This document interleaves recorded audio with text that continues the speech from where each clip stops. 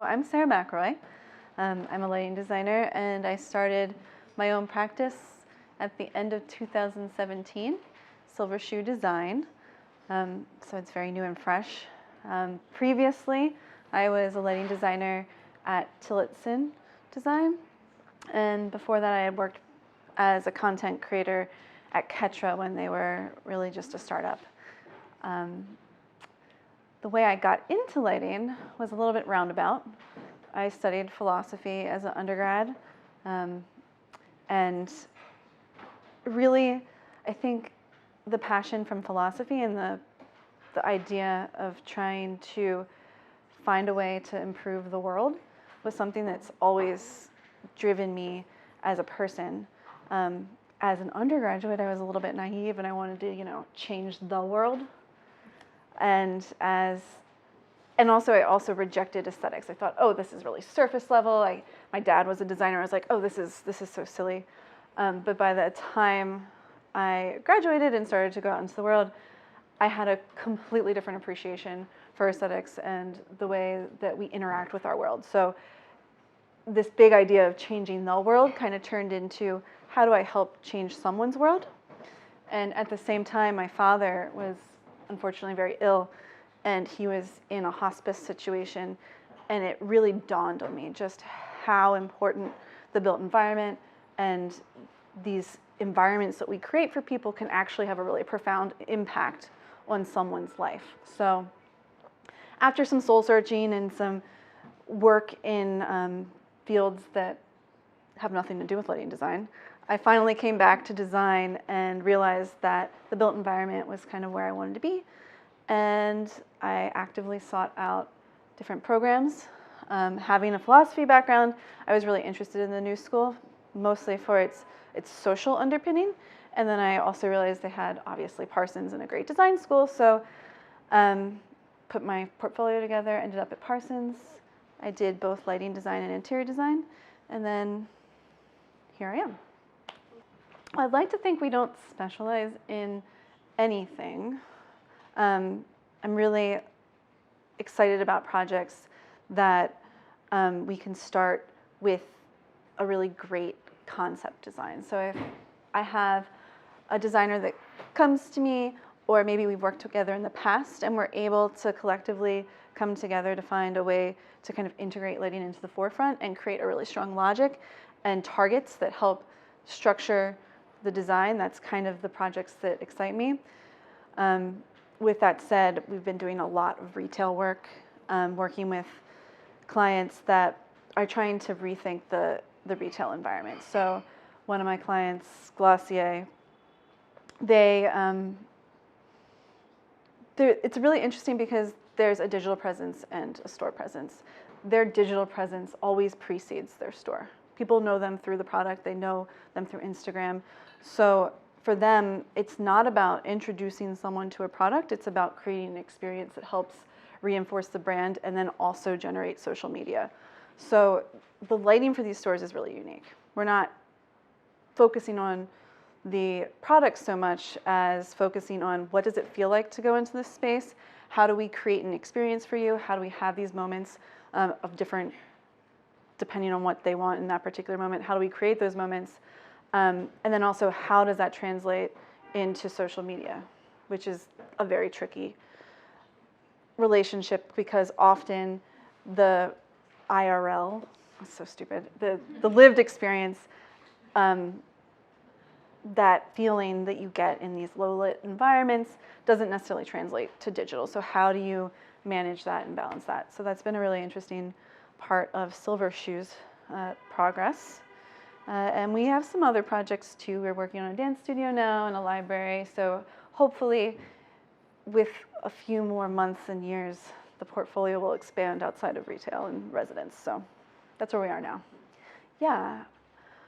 So, well, I'm also proud. So I'm also really proud of one of the main projects I did at Tillotson, which was, I have maybe two examples I want to talk about. The project at Tillotson was this big project that I'll never be able to work on again, I'm sure. But the Bloomberg News headquarters in London, I got to work on for a very long time, and that really honed me into details. And I mean, because there was so much money in this project, I don't think we'll ever have this opportunity again, but the ability to basically customize every fixture so that you get exactly what you want.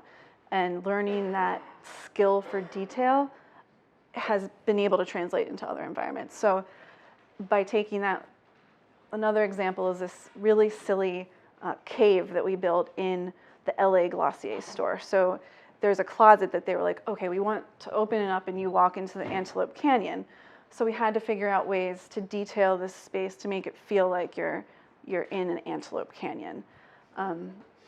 So being able to take those skills of details and then translate it into a really quick and dirty build out of a closet has been a really interesting, fun jump. So, how can we, without being able to penetrate into the ceiling, how can we create an interesting space by hiring a foam guy that comes and builds these foam structures that we maybe illegally made, not really, but we're quick and loose with code, have low voltage that we can create some less permanent, but still really interesting, fun workarounds.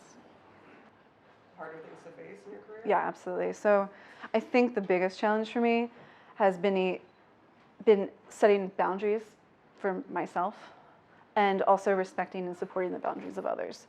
So, and I think everyone probably struggles with this, but how hard do you push in your career and how much space do you save for your private life and the care for yourself and the people around you? Because obviously there's a relationship there, right? So if I'm not taking care of myself, I'm not giving myself the time to regroup and re-energize, I'm not going to be the best lighting designer that you can have. So I think when I was a little younger, I guess I'm not super old, but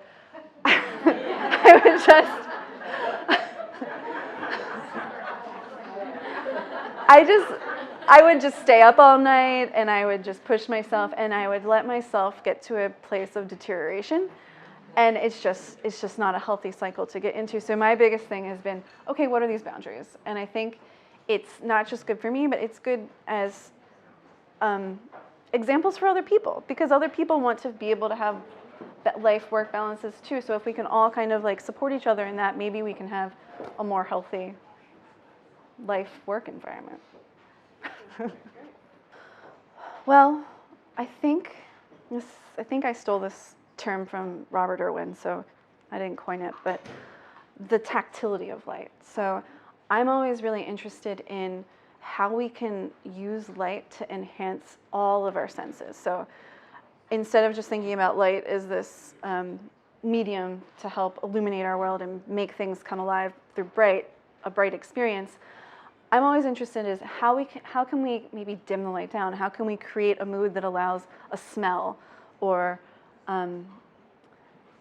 taste or a feel to be present? So that balance and that feel, and I guess the fact that it is a feel is really important to me, that, well, light actually impacts our feelings, right? So it's always about how do people feel in the space? How are we improving people's lives or creating an experience that, at least makes them walk away and feel better about themselves or have a nice dinner? Or, if they're in a hospital, like if it's more serious, they can live and die in ways that help support their lives. Kind of circling back to that idea of boundaries and support, lighting obviously is just one aspect of a larger system of the built environment, a larger system of architecture, a larger system of interiors, a larger system of business in general. And I think those instincts in me and instincts in everyone else to like push through everything and work hard come from a culture that thrives on competition and respects productivity over other things. And I think we have the ability to push from the inside out to redefine that. And we have the ability to stand up and be examples to support each other. And I know that going out on my own has been really scary, and you do feel competitive on some level, but I've had to really check myself and say, no, it's not about competition. This is about supporting each other, and I want to support my work, but I also need to support everyone else. So if we can try to embrace that and support each other, I think we have the ability not just to be great designers, but to help be great people in the world. Thank you very much. Thank you.